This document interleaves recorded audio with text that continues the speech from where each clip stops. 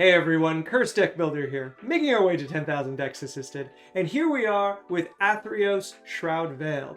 This is the deck that comes from Robert. Thank you for supporting the channel, Robert. And it is a bit of a reanimation, bit of a blink black-white deck. And as a reminder, if you want to see these deck lists early, maybe comment on them, maybe have some opinions that we can talk about, you can join us on our Discord that's available through the Patreon. And I believe it's as little as $1 a month if you'd like to support, but if not, always leave your comments down below. I love to hear what you guys think about the deck, and I'm excited to see what you think about this one. Robert has said that they were looking for something to strengthen the early game, and that was their only real comment. And yeah, absolutely, this is the exact kind of deck that I know in which directions I want to work on and what kind of things I want to do. Black-white is my favorite color combination, and this Athreos, I've been mispronouncing that name. You wouldn't believe the amount of takes I had to restart this video with. Athreos Shroud-Veiled is one of my favorite characters from Theros, so I'm excited to see what we can do with this deck. But first, let's take a look at the commander before going any further. If you'd like to take a look at the deck list we're talking about today, or if you'd like to submit your own deck list to me so that I can make a video assisting your deck, please check the video description down below. So who is Athreos Shroud-Veiled, and why are they our commander for our black-white blink reanimation deck? Well, Athreos is one of the Theros gods, so that means that they have certain text that always applies. They're a 6-mana 4/7 legendary enchantment creature, and like the Theros gods, they are indestructible and require a certain amount of devotion to become a creature, which for the 2-color commanders is 7. That means that we need 5 additional devotion in black or white for Athreos to become a creature. Not necessarily what we want, because like all the Theros gods, they're actually harder to interact with when they're not creatures, so sometimes we prefer not getting our devotion up. However, what makes Athreos special is these last 2 lines of text. At the beginning of your end step, put a coin counter on another target creature, and then whenever a creature with a coin counter on it dies or is put into exile, return that card to the battlefield under your control. Now, this is a pretty complicated set of abilities, so let's break it down a little bit. Athreos naturally puts 1 coin counter on 1 creature at the end of each of your turns.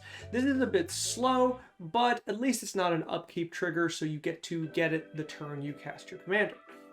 The second ability says that once that creature with a coin counter, no matter how many coin counters it has, once that creature dies or is exiled, it will be immediately returned to your side of the field, no matter who was the owner.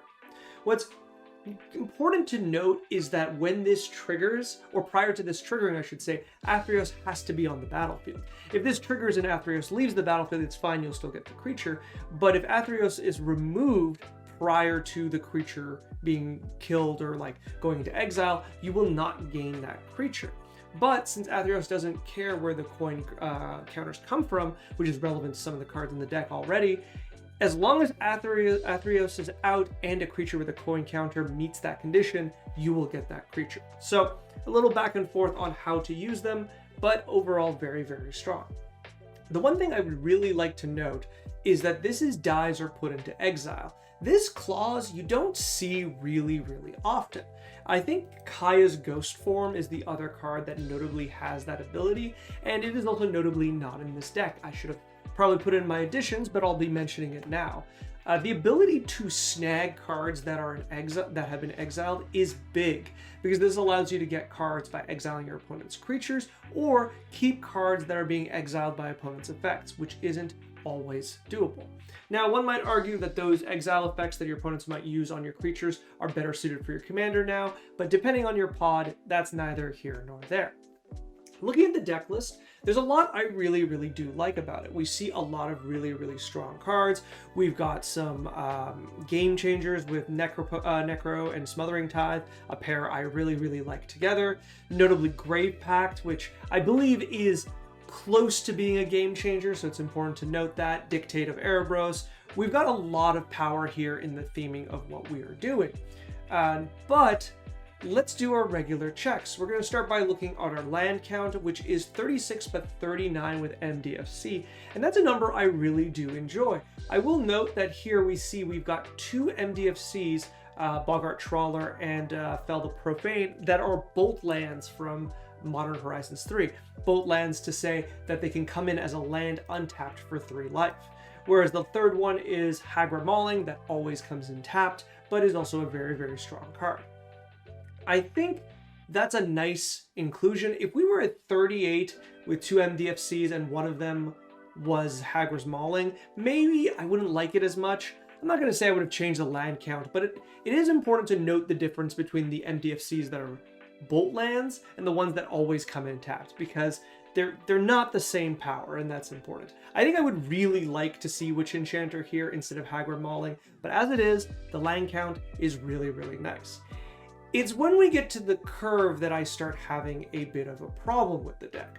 We can see here that we have the largest bit of 3 mana, where I believe there are 12, 4, so 16 of the cards in the deck are 3 mana, which is really, really high. And then we kind of really slowly trickle off and go into quite a few cards past 6 mana. And I think therein is one of the 2 problems of the deck. It's the lack of an early game, like the ability to establish an early game, is partially because a lot of our cards are really high mana. We just do not have the room for a lot of early game cards. Though we have strong ones. Dauthi Voidwalker is an insane card. We've got Reluctant Role Model that allows you to move these coin counters to other creatures. Great, great cards. But they aren't what we would consider a lot of establishing early plays. Like Reluctant Role Model is a really, really strong card, but it is noteworthy that it is kind of weak in Commander until your Commander comes out. So not really the thing you want to run out and keep the entirety of the game. You want to run this out later with Athreos already out. And even then you have to put a coin counter on it, which I'm not sure I love completely. So let's talk about some of the cards that really catch my eye, because I think the strength of the deck is definitely there, but I've got a bunch of cards I want to nitpick, and I'm going to try to go through them quickly to the best of my ability. So let's go through creatures real quick and stop on a few that catch my eye. Going into 4 mana almost immediately, I am taken aback a little bit of the amount of 4 mana cards we have, but specifically Solemn Simulacrum. Now, I love Sad Robot, and if you've watched my channel, you know the way I justify Sad Robot is that we need ways to take advantage of some aspect of this card, because 4 mana for getting a land tapped into play is too much. So we want to blink, we want to reanimate, we want to reduce its mana cost, or do something with artifacts. But you might note that, hey Cursed, you just said the first 2 blink and reanimate, and this deck is built around that. And to an extent, I agree, but our main method of blinking is, or reanimation, is our commander at 6 mana. Yes, we've got Ephemerate, but we've got much better targets. And specifically, I would say the Grey Merchant, which is our main win condition. We've got things like Come Back Wrong, but that's 3 mana. Like we've got even, where is it? The Saw in Half, that will give us 2 Sad Robots. All of these are good, but I don't think they're exactly the thing that push it over for me, because they're kind of using a card that it's a little clunky when you have much, much better targets. So to that, at least in the current setup, I do want to cut the card.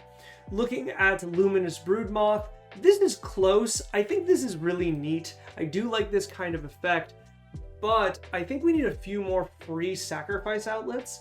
And rather than having one kind of passive effect, and we'll get to this in my additions, I'd rather a bunch of single use effects at, let's say, quarter the mana.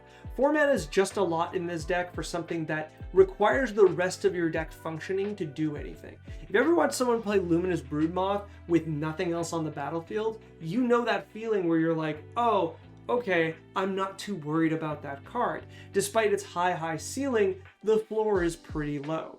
So to me, it kind of sticks out. Whereas at least like things like Ravenous Chupacabra and Corpse Augur especially represent things that I think the deck really benefits from, and still being 4 mana, I find the other 2 to be considerably weaker.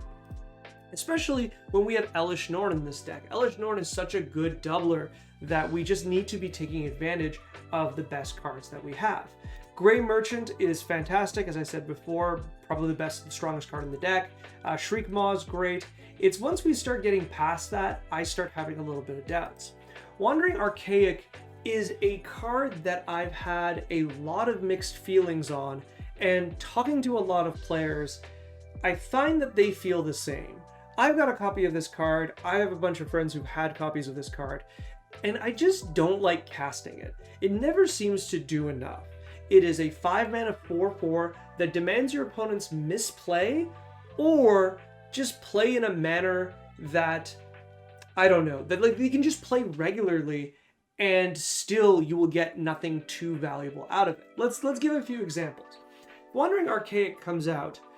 First thing that can happen is your opponents just pay the mana, and they don't really mind. They're casting spells that are too powerful and too important for you to get a copy of, so they're just going to pay 2 mana. You get a bit of tax going, but it doesn't really do anything beyond that. Okay, that's not great. Option 2 is your opponents play instant sorceries that they just do not care if you have a copy of it. What do I mean? Well, the easiest example is a board clear. A board clear that they slam down that no matter how you copy it will not change anything. So that's a pretty easy one. But there can be a bunch of cards such as, small cantrips or small combat tricks or cards that interact in a way that your deck can't interact. For example, a land that searches for a forest specifically out of their deck, right? These cards, they just don't care if you get a copy, and even if you get some incidental advantage like a cantrip, they're willing to look the other way because it's just not that important. This is what I would consider the best case scenario, specifically the cantrip. The other ones really, really suck. Then the final and third clause is that, they cast the spells, they let you have the copy, and it actually benefits them in the long run. I'll give you another example. You're on the battle, you're in this situation where one player is really, really far ahead. Your opponent casts some kind of removal spell on a creature, any creature, even yours, and turns to you and says, you can use that copy to take out, the strongest player's card. And you might have to. You might be in a situation where you have to use that second cast of that removal spell in a way that benefits the previous player as well as you. And I think that previous player goes, cool, my removal spell was a 2-for-1. You're not the one getting the advantage, they are. Okay, I've gone on a bit of a tangent, but I think it's kind of important. I really don't like this card, and I don't think it fundamentally works with the rest of the deck. I know this also has a backside. I've never seen this backside cast, but even beyond that, I don't particularly like this card. I think it is an easy cut. Looking at our other few high mana cards, I start losing a lot of my energy on a lot of these cards. Kokusho, I think, is probably the strongest because it represents such a high bar for damage. You need a sack outlet, and we'll come back to that in a second, but I think this is the one that can stay out of the rest of it. You put a coin counter on this card and everyone's immediately tense because you're representing, doing it at least twice, which can set up situations where your opponents are going to lose 10 life or a total of 30 life across the board. I think that's really, really strong. And I think it is the one that works the best with our main win condition, which is Gray Merchant. But when I start looking at the others, I start having a harder time. Metamorphosis Fanatic is what? Just a animate dead effect sometimes. And you do get a 4/4, and when this enters, it does reanimate another creature. But we can do this at lower mana without having to worry about the miracle. How much lower mana? I know we can get it for 5. There's that Phyrexian creature that will do that, do literally reanimate, costing you life.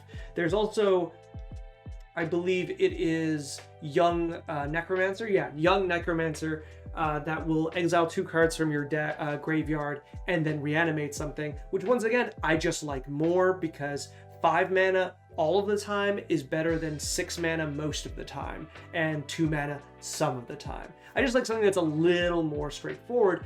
But even then, I'm just wondering, why don't we use just like better reanimation spell if we really want it? I guess the upside on this is a lot of effort that I don't think the deck really wants. This is really good in a combo turn when you're ahead, but when you're behind, it's just not that great.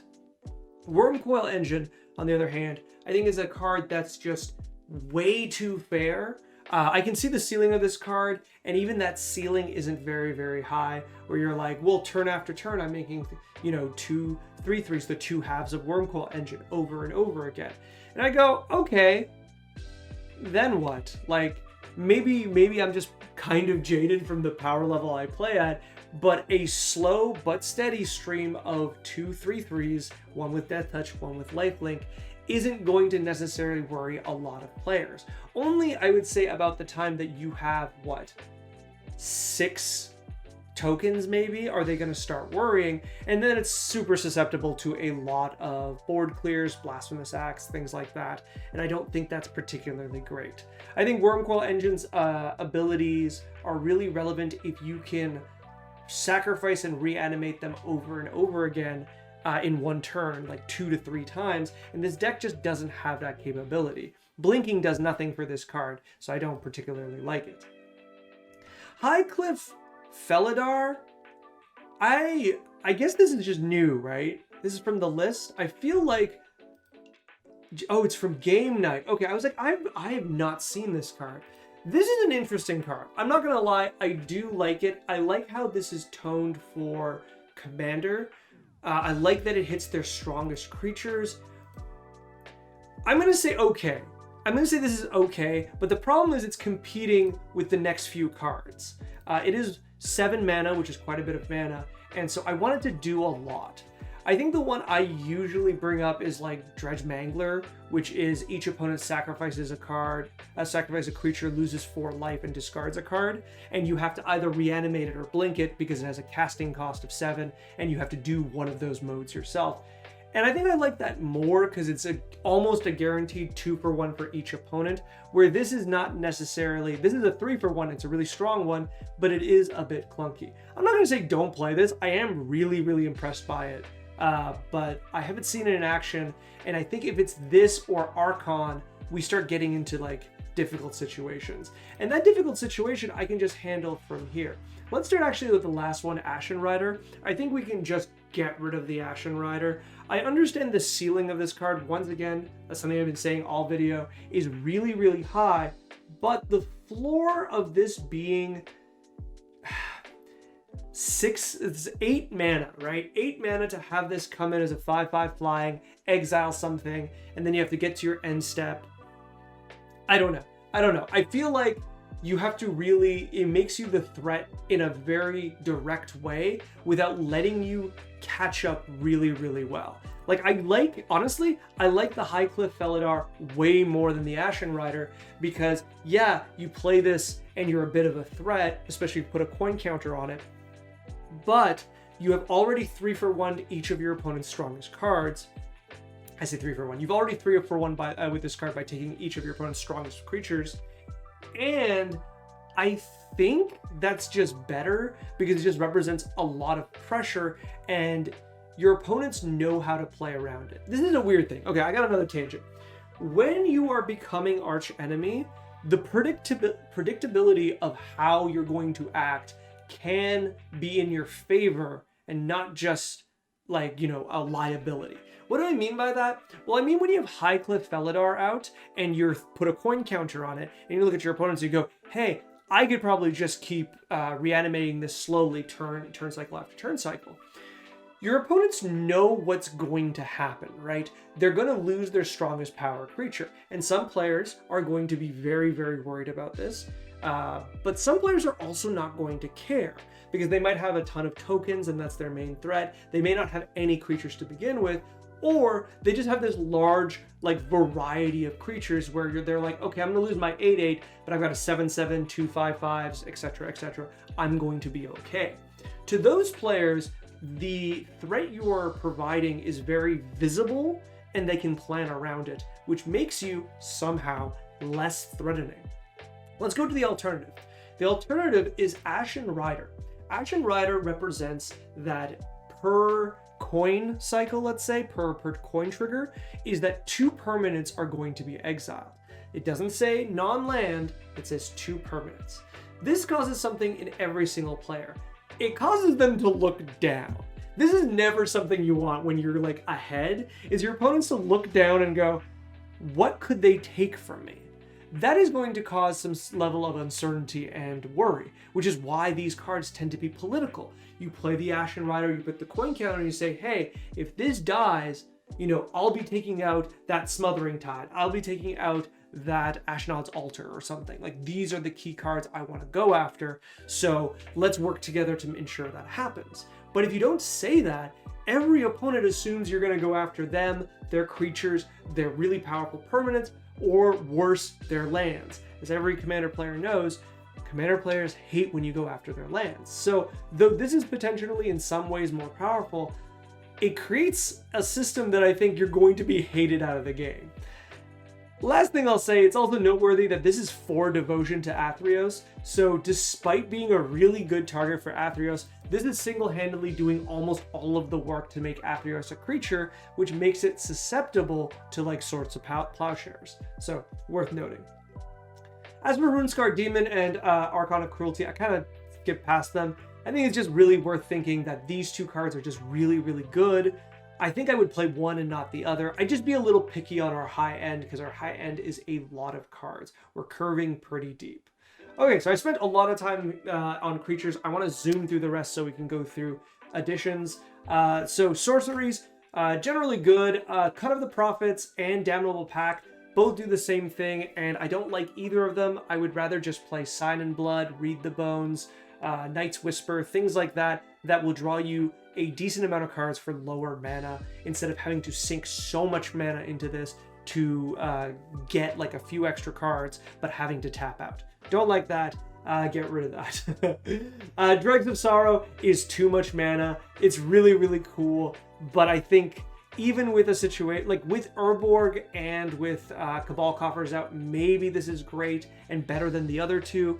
But I would want things like Expedition Map to ensure I get it every single game, and I don't see that in here, so I'm a bit suspicious. Fumigate, fine. Farewell, I wish this is in exile. I know I said before that the coin counters are useful in this sense, but this is threatening to exile Athreos, and though you will still get all your coin triggers off because Athreos will see those creatures get exiled, it's getting close that I don't really like it. I know some people swear by Farewell. I am not one of those players. 6 mana is a lot. I would rather something else. Instants, pretty straightforward. Parting Gust seems fine. I'd rather Path to Exile at this point. This is a card that's asking a lot of you to get a pretty subpar effect. Anguish Unmaking and Utter End feel excessive. I would do one or the other. We have a lot of removal. I don't think we need more. Inkshield is cute. I don't know if this is the deck that wants to use Inkshield. Inkshield is really, really good when you can force your opponents into having to attack you with large numbers to win the game, and having this as a backup with a ton of extra mana. And I don't see this deck falling to either of those, having the ton of extra mana that they're not using, and also being able to incite your opponents to attack you when you've got creatures that get reanimated when they die. So your opponents are most likely not going to attack you. But that might work out because then they have to attack in a lethal way and you get the most out of Inkshield. Something I just played Inkshield recently, and I forgot that this is not a fog. For those who like this card, which you should, this is a great card. Just remember, this is not a fog. I try to use Inkshield to save myself and one of my opponents to take out the final opponent, and it didn't work. Only saved me, and I lost the game. So don't forget that. Don't be like me.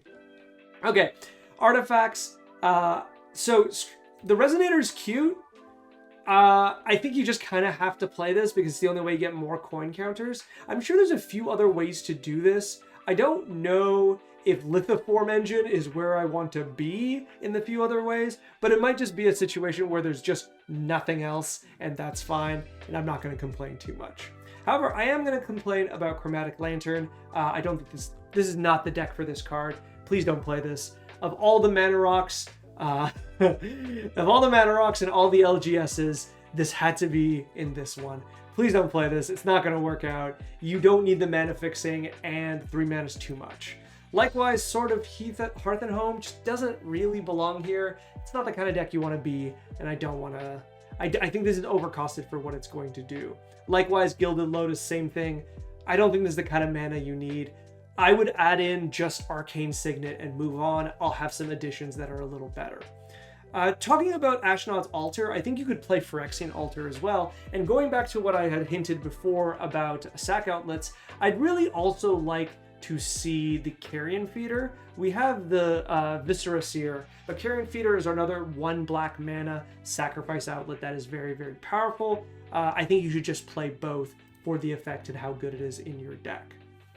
Okay, I think that's generally it. I think the last thing I might be kind of hard on is Black Market. Once again, I don't know how good this is here. I would like to be the one killing my creatures at a much higher rate to get the most out of Black Market, but in the right pool, in the right pod, I should say, especially with someone playing, if someone else is playing Aristocrats, this card is insane, so I'm not going to be too hard on it. Let's go into additions. The first thing I want to talk about, and I wanted to bring in Felia and Flicker Wisp for this. So one of the decks I play in Modern is Black-White Blink. It is very, very fun, and I really do recommend it. And from that, I recognize the sheer power of these two cards. If you've ever played with Flicker Wisp, you know how strong this card is and all the things it can do. Likewise, Felia is a fantastic card that just can do so much. But I think they're uniquely good here because of the nature of how Athreos works, because they both represent a really easy and convenient way to blink your opponent's permanents by putting a coin counter onto them and attacking with Felia, blinking that creature momentarily out of existence and immediately putting them onto your side of the battlefield. Not even including all the straightforward ways you can use these cards to get extra ETB triggers out of your creatures. I think they're great. I think they're really powerful. I think you can use them on tokens as well, or use them to get extra triggers off of just like general things that you're just going to be very, very happy about it. Speaking of the little extra triggers, I wanted to shout out these two cards specifically, and each of these to be, actually these 3 cards, and each of them being a bit of an archetype. Now, all of these are low 2-mana creatures that have really, really good ETBs in white, and I would honestly like you to play all of them. This is how we shore up the early game. Recently, I had someone talk to me about a few of their decks, and especially their main complaint was much like Robert's, where it's, hey, I'm struggling in the early game, I don't know how to get there. And these are the exact kind of cards that I will always advocate for to get you past the early game. They are cards that either directly ramp you, put lands in your hands, or put cards in your hand, while just putting a body out there who's a blocker, who can maybe later equip something or transform or be blinked, or whatever, right? And so they're all just really, really strong. Ambitious Farmhand gets you a basic plains in your hand. It's really straightforward. If you watch my video on how many lands you should play, you will know the sheer power of just being able to do this. It lets you curve out really reliably, and it's just fun to blink and is a useful card. On the other hand, if you want to be not as specific as what you're drawing, Spirit Companion, Wall of Omens, these kind of effects are just really, really good, just letting you draw an extra card and having a body. They're really great to blink, they're great to reanimate. The floor is really high and the ceiling is not great, but it's there. And I think that's really, really undervalued. The more cantrip style cards, the more card draw you have in your deck, the smoother, the more fluid it will feel. And putting these in your 2-mana deck, in your 2-mana slot in a deck that really wants to get to 4 or 5 is just going to get you there in a much more comfortable way. And of course, Knight of White Orchid, but this also applies to, there's a dog version of this, and there's a few of these versions at 3 mana. All of these are just really, really good. This is Catchup Ramp. This is White's primary ramp method, and it's insane. It is so powerful to just have this ability nearby and being able to get just a little ahead and get closer to casting your commander. Very, very good. I wanted to know Plaguecfter. I saw that you were playing one of the other Plaguecfter style effects. I think this deck would really benefit by playing a few more. Honestly, any Aristocrats or any kind of trigger-based reanimation that wants to kill its own creatures can really, really benefit from these kind of effects. And the thing is, the more you have, the stronger they become, because they really do stack really nicely. I've said this before, but if you manage to just chain these, you can pressure people out of entire turns, where you can Plaguecfter and they sacrifice their commander, and then on the next turn cycle they play their commander, and then you just play another version of this effect, taking away their commander again, with the added bonus of forcing your other opponents to sacrifice. Really, really strong, and I really do love it. I wanted to also just briefly put out Braids here. Very, very strong. And works really well with what I just named as a way of taking advantage of that pressure you're putting on your opponents and letting you get into the late game easier because everyone's being stretched out on resources. Then I have Not Dead After All, and I wanted to put this in here. I talked a bit about the Moth, and I was saying about abilities that are one use but a quarter of the mana. And so this is here for a lot of the Undying effects. Undying Evil, Undying Malice, Not Dead After All, of course. There's just a bunch of these kind of one mana effects that will immediately reanimate a creature when it dies. Kaya's Ghost Form would be another version of this. And this is traditionally how Black does Blink. So I would encourage you to take advantage of this, especially with your sack outlets, so that you can get extra triggers off of a lot of different cards. And I think the power of this is really, really high, and the fact that you can use this on your commander as well is going to be particularly powerful. So I think it is worth playing at least one or two, up to you how many you want to play. After that, speaking of reanimation, I want to say Jailbreak. This is like my go-to card when we're in white and we've got things we want to take out of our graveyard. Jailbreak is just a phenomenal card almost all of the time. It's very, very rare for me to have this card and not have a really good target. Maybe if your opponents just leave you alone, that's different. But you play Smothering Tide and your opponent takes it out, you're more than willing to give, one of your opponents like a 5-mana beater in exchange for your Smothering Tide, right? Remember, you get to choose the cards for both you and your opponent to reanimate, so you can even make like politics and deals to give them like a really strong creature and then just get, the best permanent out of your graveyard. Finally, it's, as I always say, this is ramp. It doesn't feel like it, but if you have fetch lands or milled lands and your opponent has fetch lands or milled lands, or a 1-mana creature you don't care about, you can Jailbreak their permanent and then get back your land. I think that's pretty meaningful in a deck like this. I think it's really, really good. And I think we've finally gotten to the point in terms of budget that I don't feel bad saying you can play Reanimate. Reanimate's been printed a lot recently for Murders, Breaking News, On the List, Duskmourn Commander, and soon to be in the Final Fantasy Commander, which I still can't believe that price considering how expensive Final Fantasy Commander is going to be. But all this to say, these cards, like Reanimate is really accessible right now, and it is just a good card in your reanimation deck. Crazy, I know. But if you have the means, if you've got $10 that you can spend, Reanimate is absolutely worth it. This is a staple of the color, right? If you're in black, I really do believe you should be playing one copy, the single copy of Reanimate in most decks, because the ceiling on how powerful it is really, really high. And that's going to be it for my additions. Thank you so much, Robert, for sending this deck. I really do like it. I really do feel if that we move around the higher CMC cards and put in some of the lower CMC cards, the fluidity and the function of the deck will improve like a bunch. I was going to say like many-fold, but I don't actually know how many. So it'll get much, much better and much stronger. And after that, I think if you send me this deck again, and this is to anyone who sends me deck, tell me the specifics. Tell me like how you lose in the early game. Tell me exactly what it is you feel like you're not drawing, and we can get to much more specific answers for your deck. And with that flub, I'm going to say goodbye. Thank you so much for watching. Much. This video is brought Good to luck you by viewers like you and people on my Patreon. If you'd like to send me another draft of this deck, or any deck, there is a link in the video description down below. And if you'd like to make your deck one of my donation decks I work on, there is a link there too. Finally, if you'd like to like, comment, subscribe, I would be very appreciative. It helps the channel quite a bit. Thank you, and good luck in brewing and building.